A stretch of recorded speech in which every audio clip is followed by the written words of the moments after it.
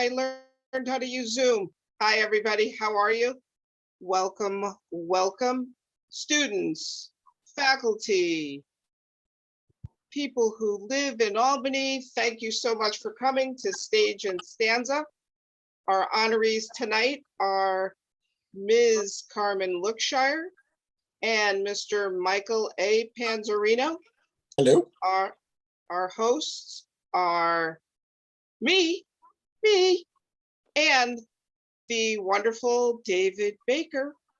David, where are you? I'm right here. There you go. You guys, I hope you see him. And we are going to start with Ms. Carmen Lookshire.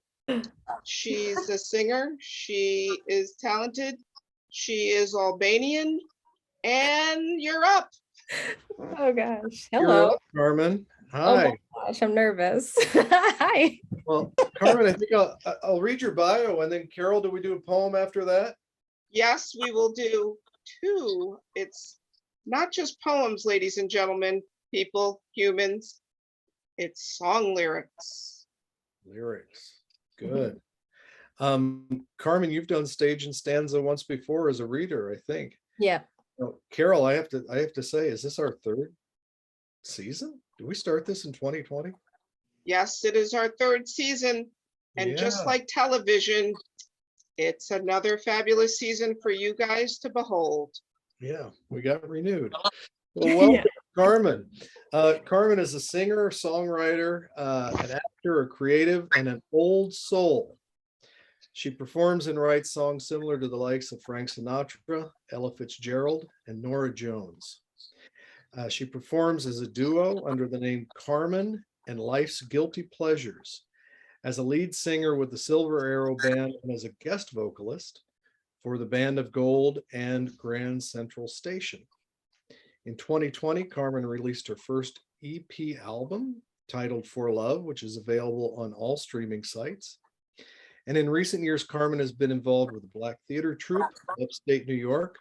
She's also been seen performing as Toby Ragg in Sweeney Todd and Two of Us productions, and as Nina Rosario in Schenectady Light Opera Company's production of In the Heights. Welcome, Carmen. Thanks for having me. Thank you, Carol. Yes. And David. Now, are you doing your lyrics tonight, or?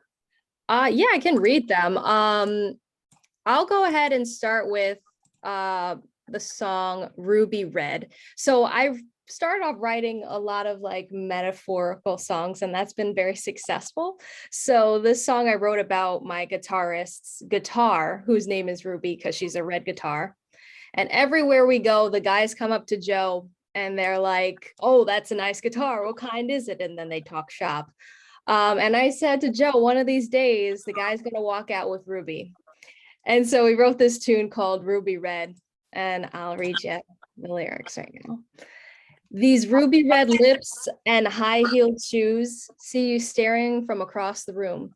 You start to make your way over to me, and as they say, the rest is history. Smoky bar, he's taking draws on his cigar. Machinacious moves, someone singing the blues. Fitted dress, matching pearl necklace. She's a sight to see, and the fellows call her Ruby. She's a lady with a girlish physique, and she's likely to walk out. I'm sure that she'll walk with the last guy she meets. Never fall for a musician, you're always told. But when you get lonely, honey, who will you have to hold? She's a lady with a girlish physique, and she's likely to walk out. I'm sure that she'll walk with the last guy she meets. These ruby red lips and high-heeled shoes see you staring from across the room.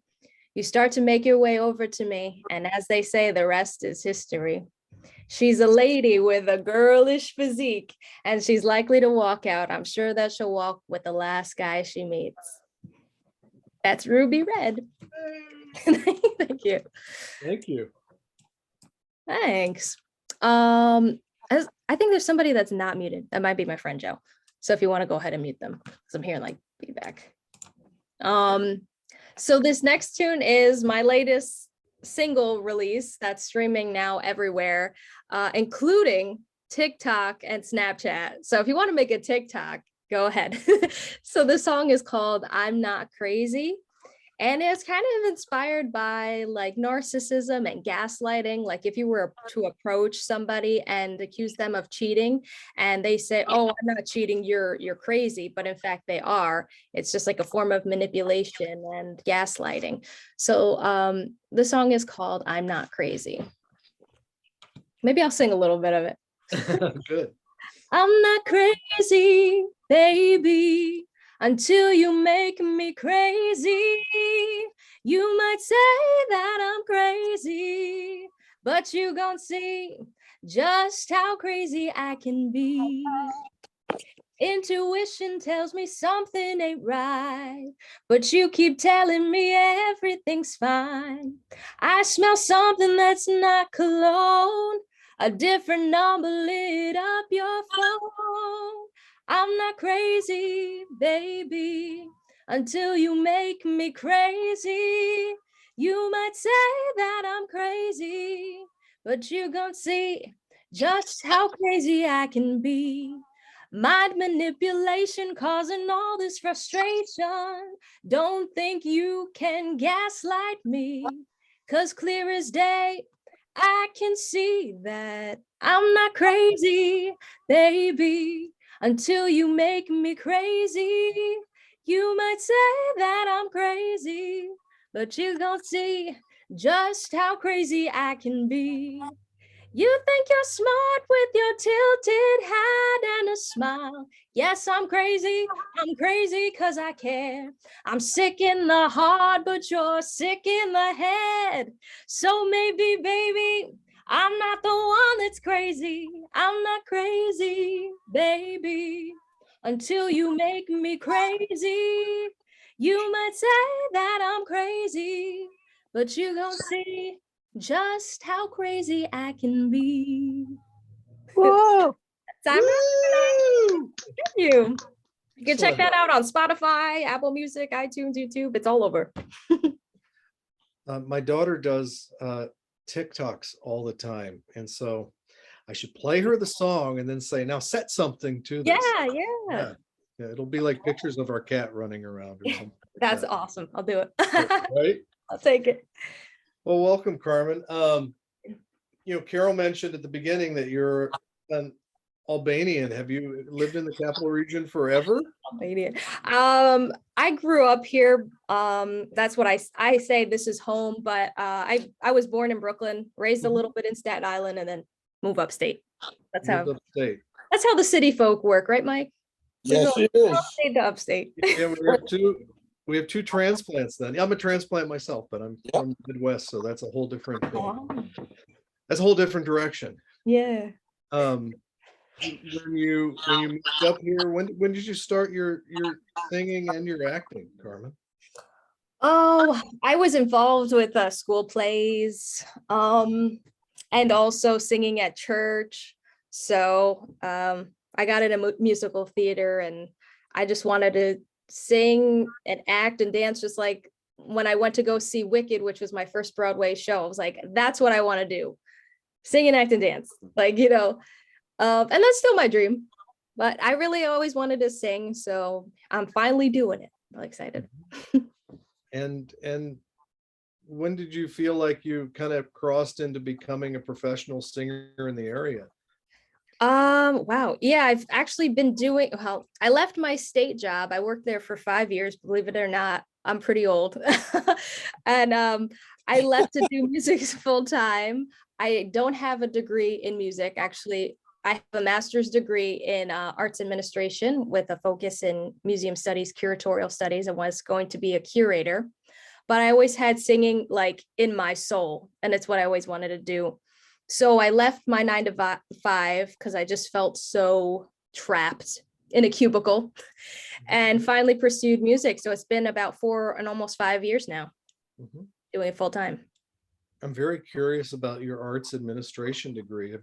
Have you found that it's helped you as an artist? I've always encouraged students to do double majors in, say, business administration and theater. I'm curious how it's served you. Yeah, if you ask my family, they'll be like, "Oh, you're not using your degree." But for me, I feel like I am. Like, our focus was marketing. Like we had different elements to the administration part. You have marketing, you have PR, and that's what I do now. And even the curatorial studies, I curate my set lists. I need to know where we're going. Like we're going to start off a little bit slow. We're going to bring it up. We're going to bring it back down. And then we're going to bring it up to the end. So, and the marketing just has been so important because that's what I do. You have to put yourself out there and tell people what you do, and you have to tell it to them a million times. I see your name out there, so I know that it's working. Yeah. No, I find that part fascinating, that, I think it's really important that people in the performing arts understand that business side, because they Yes. may very well want to do work for themselves. Yeah, you're right. It's music business. Mm-hmm. They call it. So you've done some musical theater as well in the area. Yeah. I was curious that you'd played Toby and Sweeney Todd. Oh my gosh, that was the hardest role. Not the role itself, but the music. Like this Sondheim is just incredibly difficult musically, and I didn't realize that going into it. And I literally cried several times trying to get through rehearsals and getting to the opening day. Just musically was very difficult. Toby's got a beautiful song though. Yeah, and it was fun because I got to play, that curious and fun kid. So that was really fun to just go with. He just gets his hands a little bloody in the end. Yeah, it was really creepy, but it's Yeah. Do you have plans to do any more performing for theater soon, or? I would like to. It's just with the music, I'm usually performing gigs, so I haven't had the time. I would like to though. I imagine so. How do you you mentioned earlier that your song was on Spotify, and for people who don't know, I don't know, what's the process for getting a song out there on a platform? Yeah, people don't realize it is quite a process, but I guess the bottom line is that you pay a distribution company to send it out to those companies. So I've used different ones, but the latest one that I had somebody recommend to me was DistroKid. But I've used CD Baby. You might have heard of that company before. Mm-hmm. So yeah, you basically go through one company and they reach out to the others. Okay, and so kind of like Spotify is where it starts, and then it reaches out beyond there. It doesn't start at Spotify. It's just different ones. Okay. I just use Spotify more, so I just always promote that. Sure.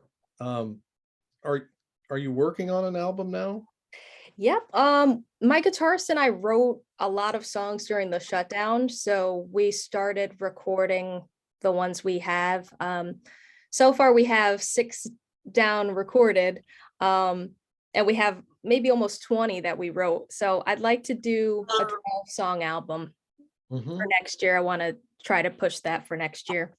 But I thought it'd be fun, since my last album was 2 years ago now. I wanted to put something out for now. So I just decided to make it a single.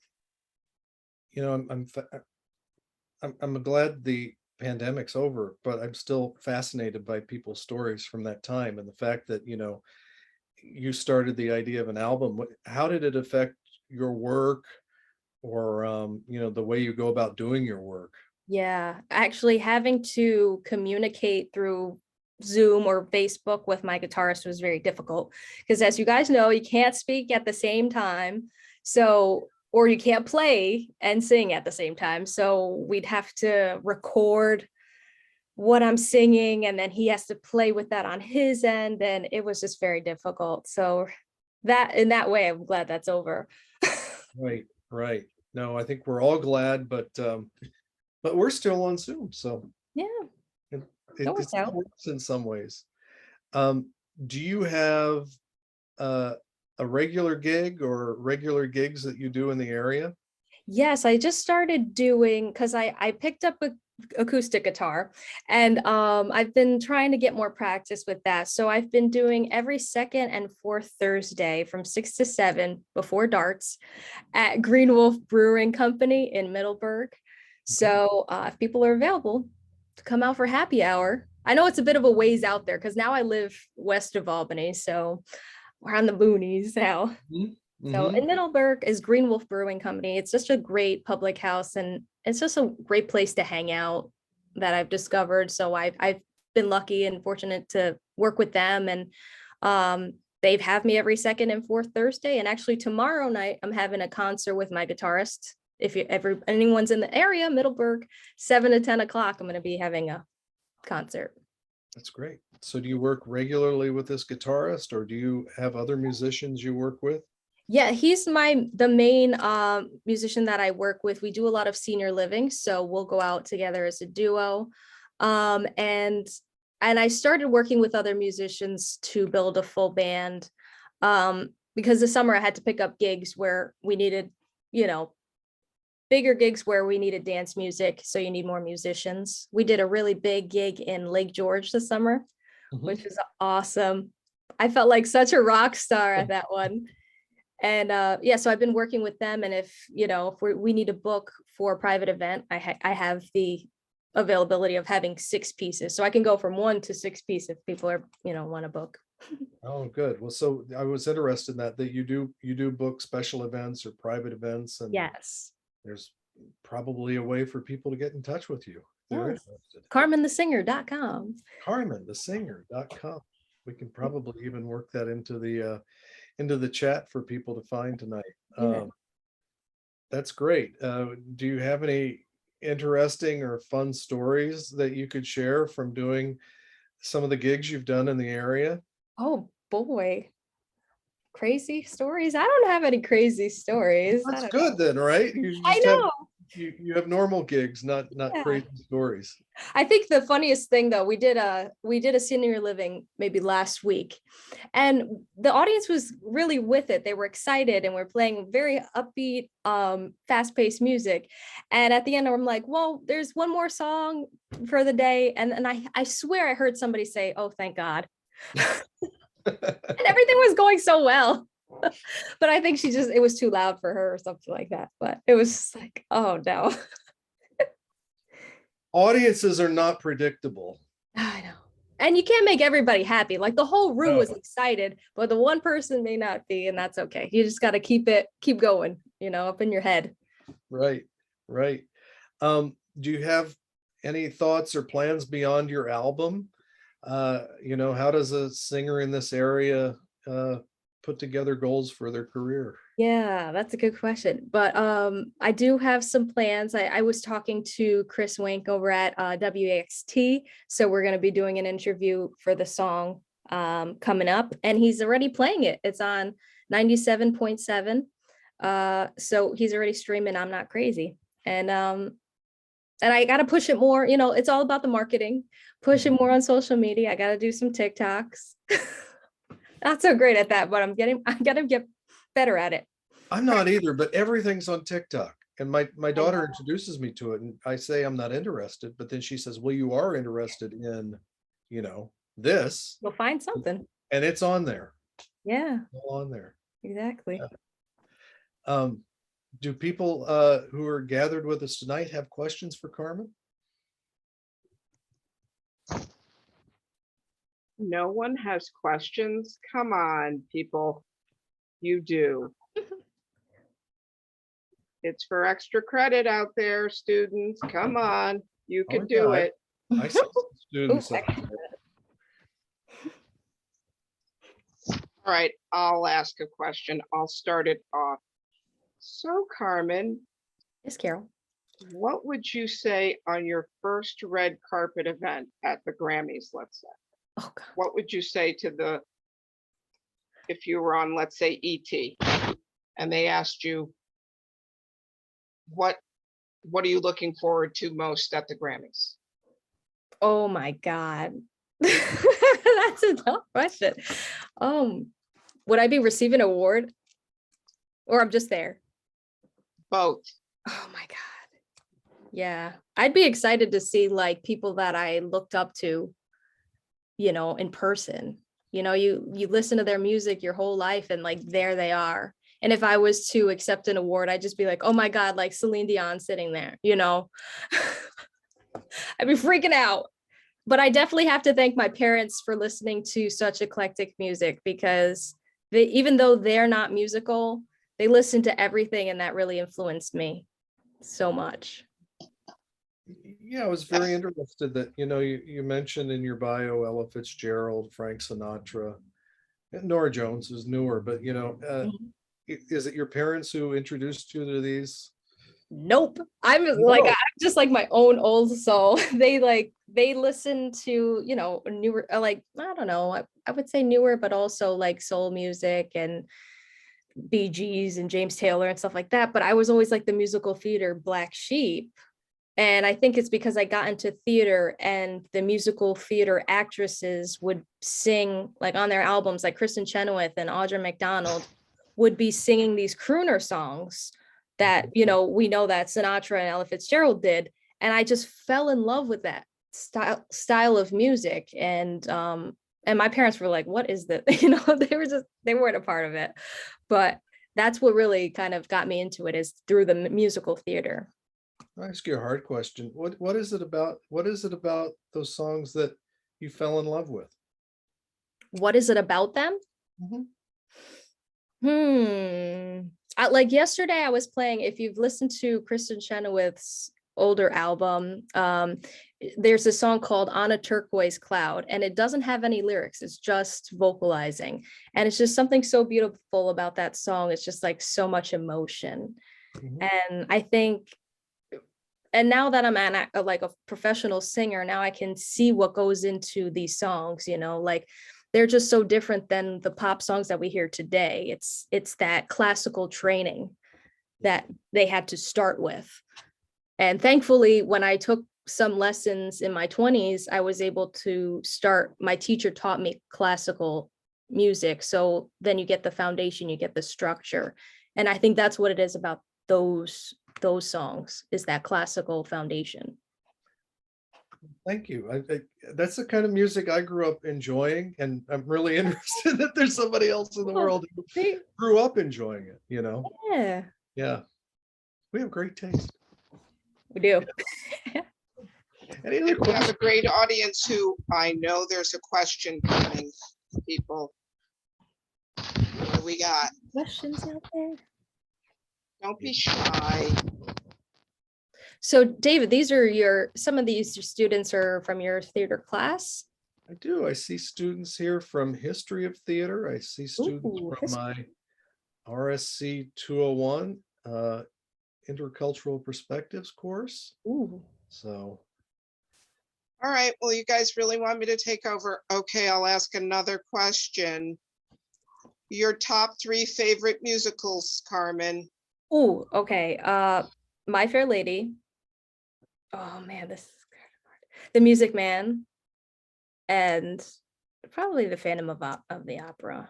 Nice. Yeah. Very nice. Oh wait, I forgot about Sound of Music. No, that's number 1. Oh no, I don't know. Take out Phantom then. Wow, taking out Phantom. Okay. Yeah, I'm really old school. Okay. It's closing anyway. Oh no, after the longest run. David, I'll ask you your favorite, since we're, talking musical theater. I'm sort of with Carmen on My Fair Lady, and I think that I like it because I like the Shaw script underneath of it. I think the musical it's an odd pairing, but it serves it really well. My very favorite musical ever of all time, Follies by Stephen Sondheim. However, I don't think it's Sondheim's best musical. I do think one of his best ones, probably Sweeney Todd, that's over there. I think it's probably his best, but Sunday in the Park with George is not too bad either. So I'm kind of a Sondheim fan, but yeah, I'm Candide. Oh yeah, that's a great one. Yeah, I have a lot of them. Zavia, she said Phantom of the Opera, and she's got to get extra credit because she was the first person who was brave enough to. Thanks for participating. Xavier, you got it. Thank you for participating. I got you covered, Z.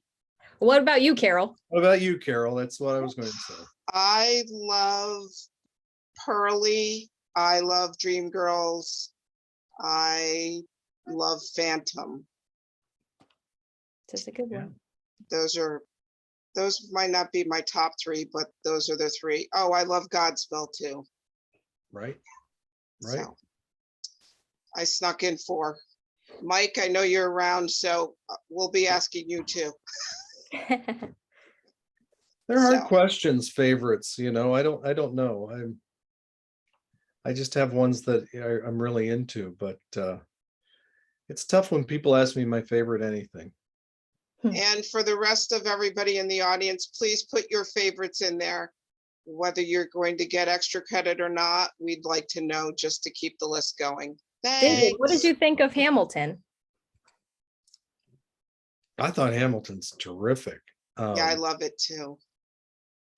Especially how seamlessly it's staged alongside the music, you know, and it never stops moving.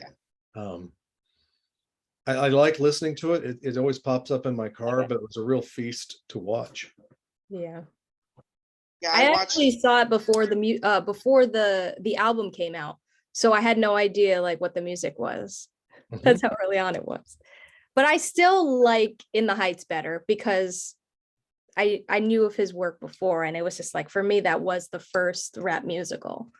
Mhm. And it was so much about like, because I'm half Puerto Rican, and you can really relate to those stories from In the Heights.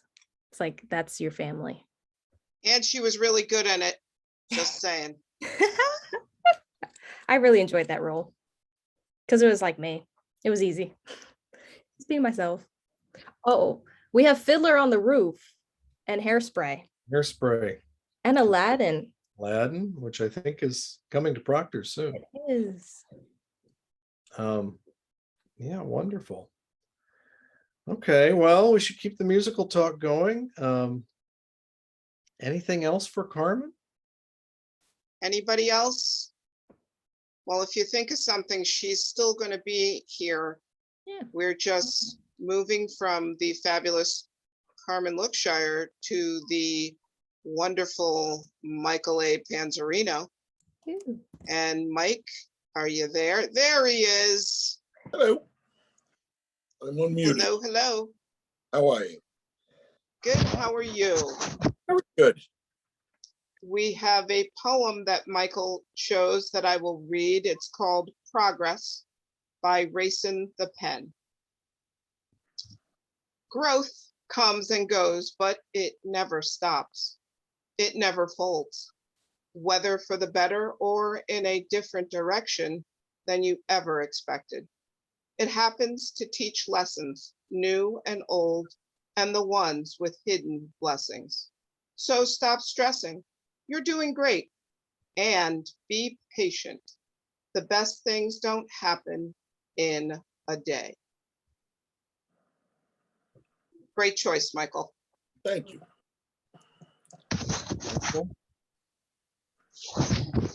Michael, I have your bio here to read, and it's a very first person bio, and it's so interesting. I kind of want to just start with questions that include your bio, because Michael's a photographer in the area for people who are on here tonight, and has started a photography business in 2011. Has worked with the City of Albany on the Tulip Festival, Live at 5 concerts, Father's Day Festival, the 5K run in December. I remember that one once.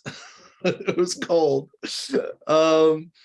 And shooting a lot of things around the City of Albany, also with the fashion industry in the capital region, various runway shows here as well as in Manhattan. Is the editor-in-chief to a local teen fashion magazine and creative editor to Threads magazine, and also does headshots, senior portraits, maternity shoots, model portfolios, band promotional shoots, etc. But Mike, would you tell everybody how you started what your early career work was? Before I was a photographer, Yeah. I worked for New York State for 25 years. Mhm. I was a correctional officer. So I started in Sing Sing, and then I worked at a jail called Greenhaven. And then from Greenhaven, years later, when I got married, I moved here to Albany. I transferred to Green, which is in Coxsackie. Mhm. And I did my final 16 and a half years there. But at Greenhaven, I did, and Green actually, I did the Scared Straight program when it used to be the Scared Straight program. I did, at Greenhaven, I was on what's called CERT. It's Corrections Emergency Response Team. It's actually their SWAT team. I was a sniper with their SWAT team. I taught them, when I was younger, I was a fireman and EMT and all that stuff. So I always was an instructor. So I taught fire safety, first aid and CPR and everything to prison employees, both officers and civilians. Mhm. So that was my early thing. So that, the way the retirement is set up, it's not an age, it's a year. So you only have to work 25 years. So I retired when I was 49. So I could have retired when I was 42 if I started 18. But I didn't start till I was 24, so I retired when I was 49. The camera stuff and everything started when I was in school. So back in the 70s, it was obviously film cameras. So before I retired, I wanted to do something and I didn't know what I wanted to do. I worked security at St. Peter's for 13 and a half years part-time while I was a correctional officer. During that time, I also did freelance bodyguard work and personal security stuff. And I just didn't want to do it anymore. Mhm. I decided, let me get a digital camera and see what it's all about, because I was scared of it. But the fundamentals are all exactly the same. The nice thing about digital is I can take a picture, look at it, and say, listen, let me move this light. Or do me a favor, tilt your head to the left and bring your chin down a little. When we shot film, you shot 3 or 4 rolls of film, which were 24 pictures each. And then you sent them out. And when you got your 96 pictures back, you hoped to get 8 or 10 good ones because you didn't know what it was going to be till it came back. So when I figured that out about the digital world, I was like, oh, this is going to be fun. And I've done that. I've had a lot of fun with it. It would seem to me like you've had 2 wildly different careers. But one of my questions would be, can you draw, are there any threads or any lines that connect the kind of skills you had as a correctional officer and security to the work you do as an artist with photography? Or are they entirely different sides of you? Entirely different sides. Mm-hmm. And so kind of when I decided I was going to retire in a couple of years, I had to decide, because I had some job offers on the security spectrum of things, because I also taught the New York State security guard course. So I had 2 security schools come to me and ask me if I wanted to come instruct at their schools and everything else. But I don't know why, but I just kind of wanted to get away from that whole security aspect of things and go back to being a people person. Mm-hmm. So when I started doing the photography stuff, and then when I got involved with the City of Albany, those contracts were the lowest bidder kind of thing. So the pay wasn't there, but I had my retirement, so I didn't need the pay. I used that as my avenue of getting my photography business out there. Mm-hmm. And it actually worked. It worked really well because I had people that would see me at the Alive at Fives, and then they would see my photos and then see me, let's say, a couple of months later at another Live at Five. And they'd ask me, listen, do you do family portraits? Do you do this? Do you do that? And then one of the guys that also used to shoot the Live at Fives on his own, him and I became friends. He asked me to join him at a really teeny small one designer fashion show at Bogey's. And I don't know if you've ever been in there, but it's a very small bar. So she did her little fashion show in there, and I met a few of the models. And two of the models that were there, I'm actually super close friends with now. And that was back in, I don't know, probably 2012. Mhm. And we just, since then, it's just totally blown up. And Yeah. myself, like I said, going to Manhattan and shooting in Manhattan and doing, I've been published in a girl in Manhattan that's a designer, invited me to come down and shoot one of her shows. And I went down and shot it. And then she loved a lot of my pictures so much. She has her own fashion magazine in Manhattan. She also prints it in Italy in Italian. So that was my first international published, which was fun. It's great. It's kind of great that it all started with you back in high school. Yeah. Is it something, between high school and your career as a professional photographer, were you always thinking about it? Were you working on it part-time or? No, it was funny because not at all. Not at all. I always had some kind of a camera and I always took pictures at like family parties stuff, but I never thought of doing it as a business. Mm-hmm. And then when I talked to a few other people that were doing it as a business, I was like, well, I don't need it to be my bread and butter job, but it would be really fun to be my little side money job.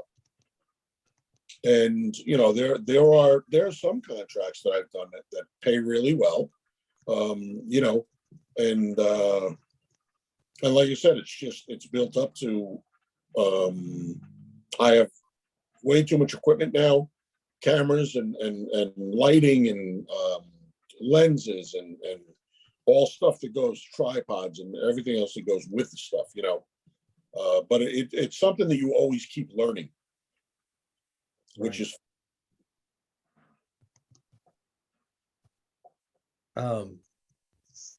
good. I'm sorry. I lost my train of thought. I was interested in in something you'd said earlier. It was about going digital, and I'm wondering, what was it like? Is there anything that you miss from the pre-digital world, from either working in a dark room or? Exactly that. Yeah. I used to love, so back in the day, in order to manipulate a picture, you had to do it manually, leave it in the chemicals longer or take it out shorter, or whatever, and it's the same thing as like some of the stuff I photograph a group of fire performers here locally. So when I shoot them breathing fire, I have to shoot that photo very fast, literally at like 1/700th of a second, to catch the flame, the fire, all the curves of the fire, the colors. But if they're spinning something, I want to shoot it to get the movement of it. So I'm shooting that at like a half a second or a second. So what I mean by that is, when you take a picture, your camera, you push a button, it goes click, it takes the picture. So what I have to do is set my camera to not shut as quickly. So when it opens to take the picture, to let the picture in, it stays open longer to allow the movement of that fire in. Oh, okay. Then it closes. So we call it, it's called slow shutter speed. Mm-hmm. And like I said, on the flip side of that, when you do something that's a fire breath, it's something that's very instantaneous. It only lasts half a second. So you want to shoot that at 1/500th of a second, so you may be able to get two pictures of it. Okay. Because no two breaths are exactly the same. Yeah.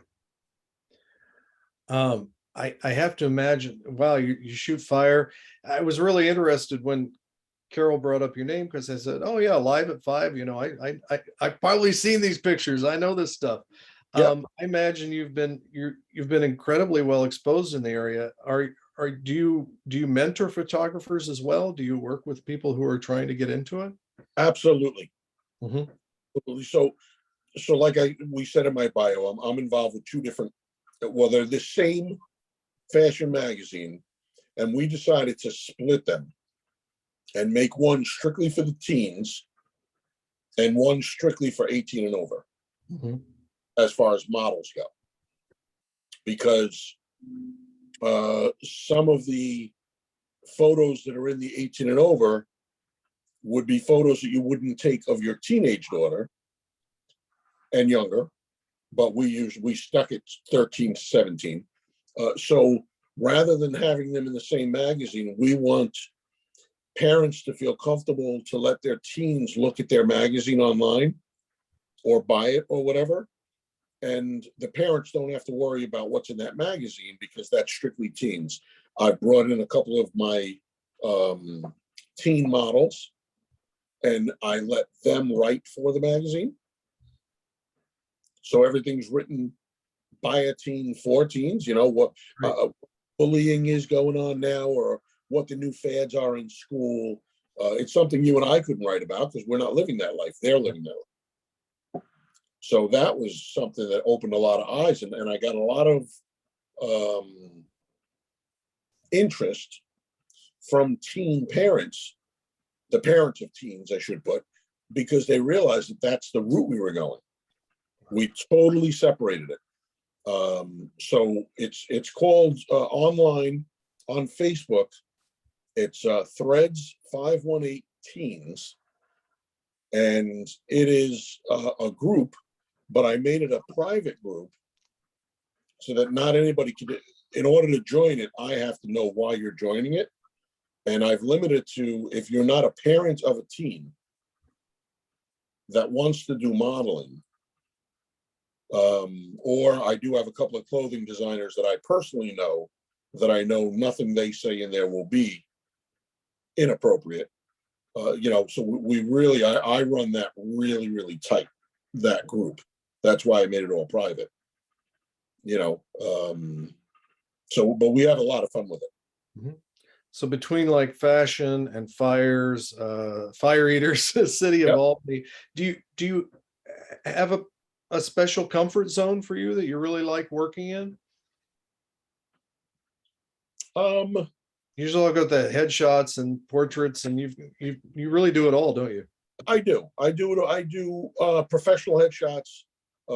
I do also graphic arts.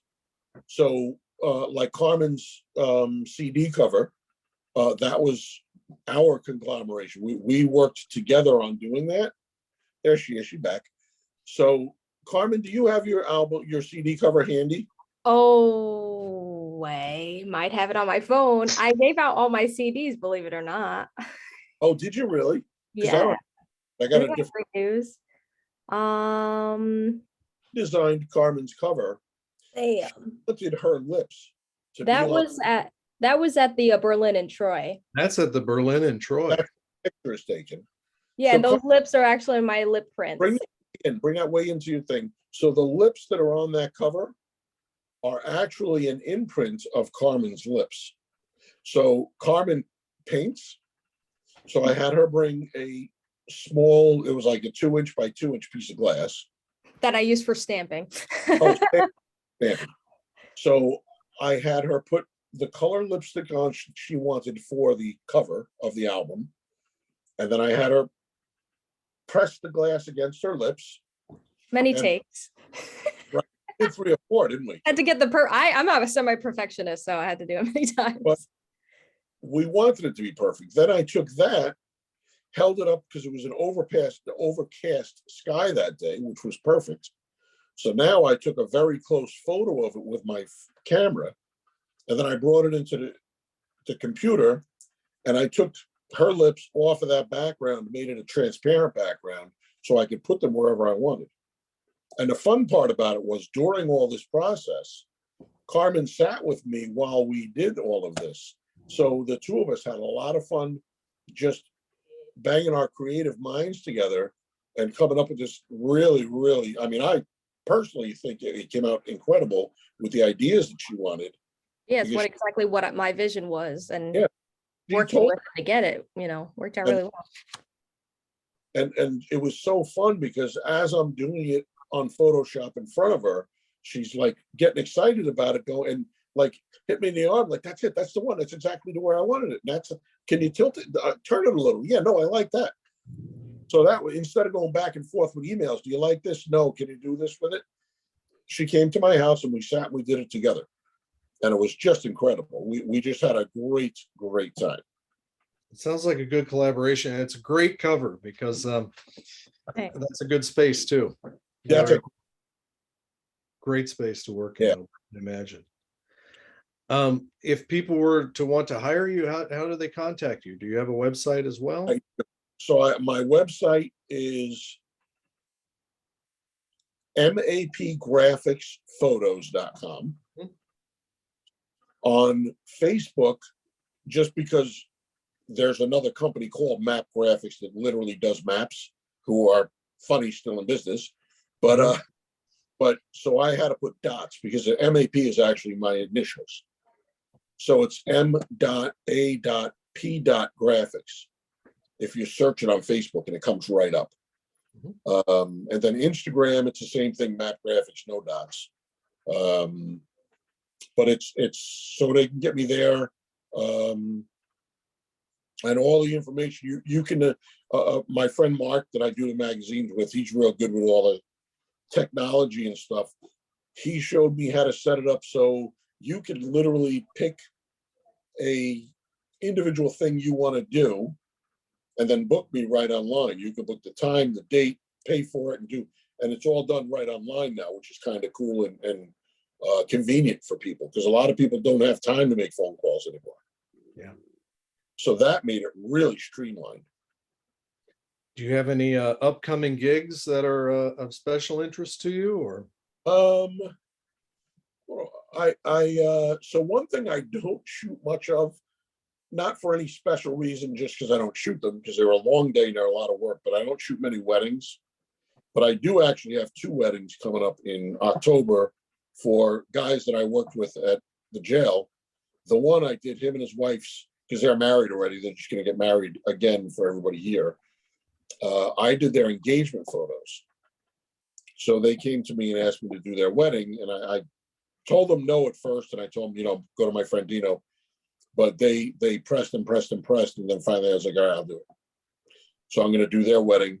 And then the other one is another kid that I worked with. That's going to be it's literally going to be like 20 people up at their piece of property in the country. So that's going to be more of a fun one than anything. But I do art shows. I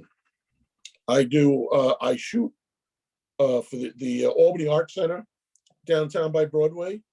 So when they do the murals, I have a drone, and it's actually one of the high-end drones, so it's nice. And I've done for Tony, I've shot some of that mural work that's around the city for them. I've had some of my work actually down there at the Art Center, which is a lot of fun. So that got me some exposure. But it was cool. I have a couple of pieces here. You want to see a couple pieces? Yeah. So this is an abandoned building. Let's see if I can you see it, or is it reflected? Oh, let me shut that one off. A light reflection, but starting to come in. How about that? I'm getting a sense of it. Yeah, so that's an abandoned building out in Amsterdam that has a circular staircase. Why'd you come back on? So that's an awesome place that I like to go shoot. I think you see it there.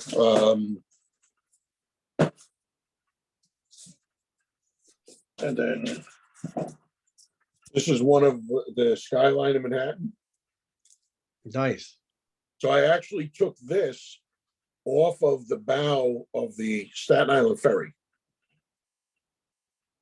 So if you're ever in Manhattan for anything, go down to the Staten Island ferry. It's free for pedestrians. You get on the Staten Island ferry, go over to Staten Island. You have to get off the ferry. You go upstairs and then get back on the ferry and then go back to Manhattan. So now you go to the very front of the boat and just stand there. And it takes about, I don't know, let's call it 15 minutes to get from one side to the other, because I don't go very fast. And it's cool because you see the whole skyline of Manhattan. And I went, quite a few times, but I'll go at dusk. And I'll ride the ferry back 3 or 4 times and take photos each time, because now the skies are changing, the lights are coming on, and it just really, really changes the whole aspect of it. This is Washington Park.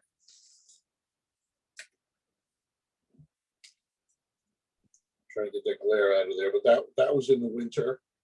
Mm-hmm. So that was a nice time.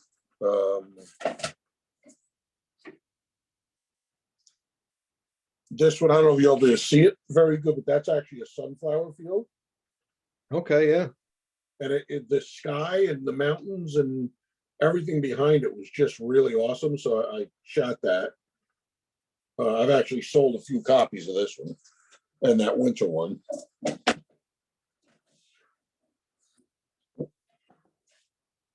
Then I'll go out and I'll shoot wildlife.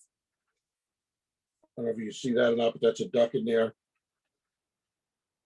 And sort of a duck, you can't see it on the computer, but there's a reflection of the duck because the lake was so peaceful that day.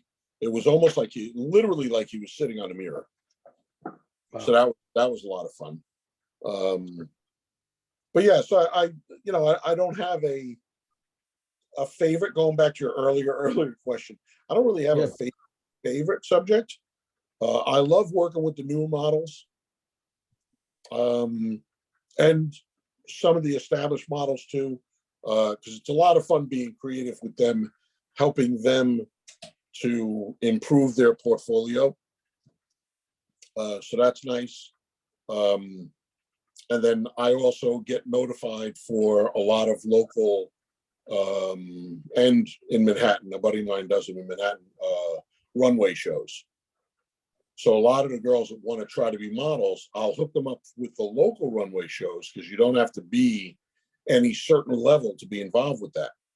These are local designers giving local models a chance to see what does it feel like to wear somebody's clothes and walk down a street with them or on a runway with them or whatever, where you wouldn't be able to get that experience otherwise. Right. Getting into the Manhattan fashion shows is very difficult because down there, they're looking for a little more of an experience model for their shows because that's Fashion Week. I actually, I have a friend of mine who I've made through the years that has his own production company now. He started out doing photography, but he does Fashion Week runway shows. And he always notifies me because he knows I've got a lot of models from here and he's always looking to give the newer models a chance. So they go down and do their walk in front of him and they have a little interview. And usually a couple of the designers that are going to be in the show are there. And a lot of times they'll get picked up for that. So they're officially walking in an official runway show for Fashion Week.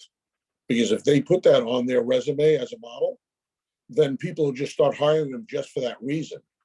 Because they officially walked, not just they walked in a fashion show in Manhattan, because there's one every weekend, but they walked in a registered Fashion Week fashion show. So it, again, gives them a little boost up and gets them one more step up on that ladder to venture out into the model career if that's what they want to do. It's great. And I think there was one just last week, 2 weeks ago? Downtown. Yeah. The one downtown? I think so. I had a friend who worked on it. So so there was one downtown. That was Sylvia Robinson put that on. She's a phenomenal, just the ideas that come out of her head and how she's able to create and make material become what was in her head is amazing. And so that was done. There's a little alleyway between two garages behind the MVP arena. And some artists came in and did a mural on the alleyway on the sidewalk, on the ground. And that's what she used for her runway. I was out of town. Otherwise, I was going to shoot that, but my wife and I were out of town, so I couldn't shoot it. But wait. Questions from our group for Michael? Don't be shy. I still have some students on the line.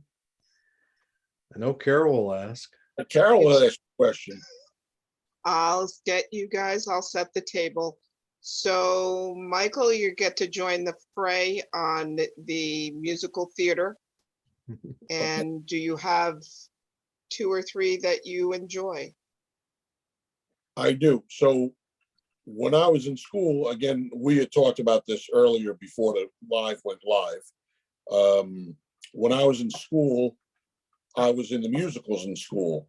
So I was in Fiddler on the Roof, Carousel, South Pacific, Wizard of Oz, and Guys and Dolls. But I've always loved Carousel.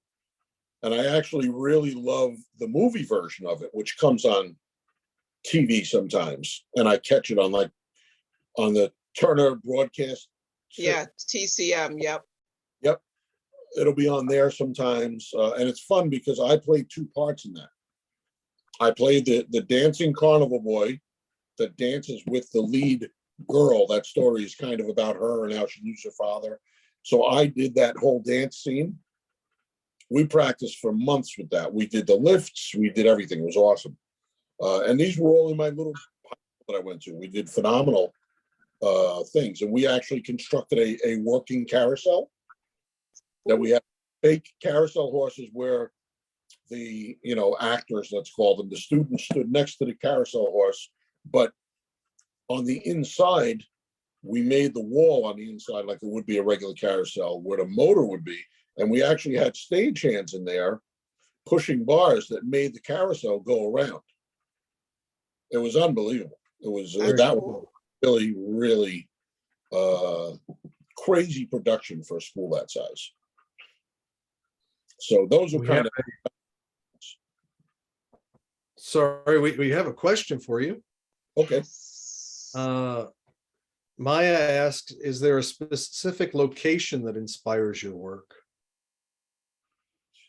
Not really, because when it comes to shooting with the models, I purposely try and shoot them all in different places because in the model community, I don't want to shoot model A and then in 3 months shoot model B.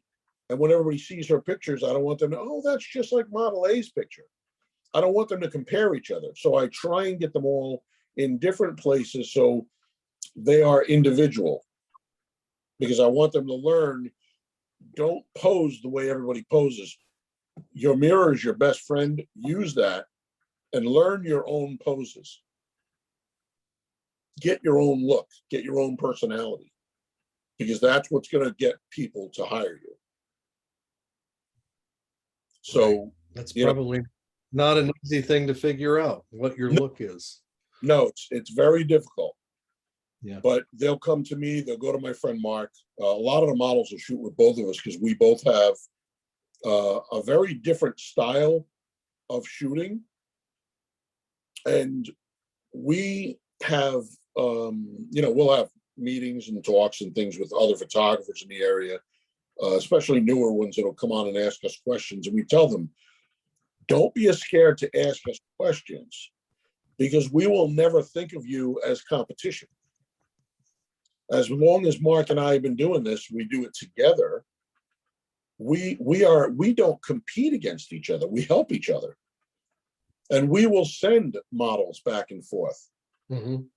I'll be like, listen, oh, you want to shoot this? Yeah, you know what? Call Mark, because that's his forte and he loves doing that stuff. And vice versa, Mark does the same thing with me. And he does the same thing. He had an interview podcast that he does periodically. And him and I got into this discussion on there to kind of nudge the new photographers not to be scared to come to us seasoned photographers to ask us questions because of that reason. We're never going to steer you wrong. We're only going to help you out. And it's fun, and going back to the original question, I love shooting nature. Because you never know what you're going to get. You never know what animal might be there. You never know what, like the trees are going to be changing soon. I'll do a lot of drone work with the trees changing. My wife and I go to Maine quite often, and you ever heard of the Nubble Lighthouse? So the Nubble Lighthouse is kind of on an island. So when you park in the parking lot, everybody has only seen the one side of the Nubble Lighthouse because there's no way to get around the back unless you're a boat.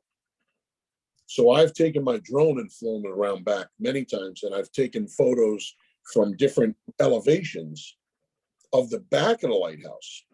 And then when I posted, the Nubble Lighthouse people contacted me for permission to use it on their page because they're like, that's so cool because nobody ever gets to see that end. Nobody gets to see that view.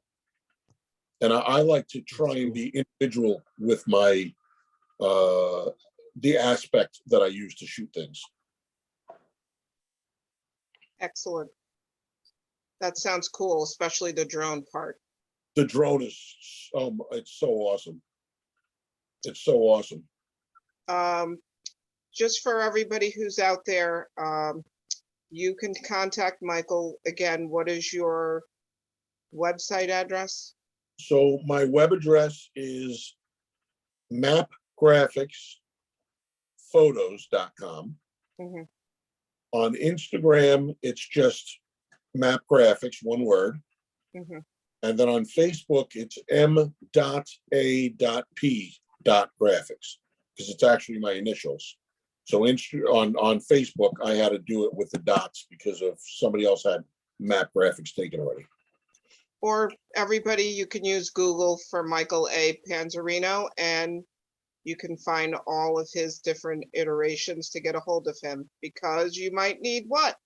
Headshots, Absolutely. bigger portfolio. Maybe you are going to have a birthday party or some special event, graduation. So plan ahead. And as you heard, Mike, make sure that he collaborates with you like he did with Carmen to make sure everything is superb. Yeah, because a lot of, even like high school and college with yearbook pictures and everything, you have that option. You don't have to use the yearbook picture that they were taken in the year, in school. You can get your own photos done. I did a ton of them last year.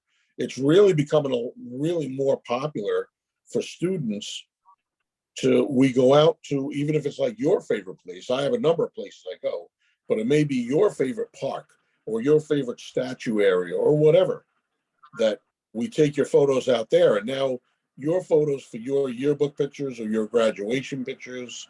I do family Christmas things. It all just to make people see your pictures and they'll be wowed by your picture because it's individual. It doesn't look like everybody else's. Excellent. Good. Students, you guys have anything else? Anybody else? Any questions, comments, thumbs up? Yeah, anything from me or Carmen, either or. Well, don't forget, Carmen is on Spotify, check it, and iTunes and all the major music platforms. So check out her songs. You can still buy your EP, correct? Yeah. Okay. I have to reorder, but yeah. Okay. And don't be shy, support your local fabulous people who are out here. And Carmen and Michael are two of those people. And of course, for those of you who are students, if you are available, tomorrow is the pop-up beer garden at the Troy campus. And David is Happy Days, the Beckett play at the Theater Institute. And that would be in Troy. So it's all about Troy. So you guys have to cross the river in order to partake in all the goods that is happening at Sage Troy campus. So again, thanks to all of you for stopping in, hanging out with Zoom, and to all of you who used the chat box, thank you. 2 thumbs up. Don't ever be scared. We will, of course, be back, hopefully in the next couple of months or even next month. So stay tuned. We'll be on Facebook. David, as usual, you are fabulous. Amy, wherever you are, thank you, thank you. You all have a safe and happy Thank you all. Autumn, Carmen and Thanks. Mike. Thank I you, would Ms. curtsy. I would curtsy, but I would fall, so we don't need that. We're but this is, I mean, Carmen and I talked about this the other day at our meeting too. You know, this was, we knew this was going to be a fun opportunity. And it was just that, it was a fun opportunity. It was, you know, because we both enjoyed his stuff. And for those that are still on here, go to Carmen's page, because she plays out at a lot of local restaurants or venues or parks, and so you really want to go listen to her sing live, because she is a very talented young lady. Yes, yes, yes, yes. Good. And support your people, whether it's you, your friends, our honorees, your theater, your lovely Opalka Gallery, but definitely go out there and support. And if you can't, encourage your friends too as well. Again, you all have a great autumn and holiday season, and we'll see you soon. All right. Bye. Thank you. Bye. Bye, everybody. Bye. Thanks.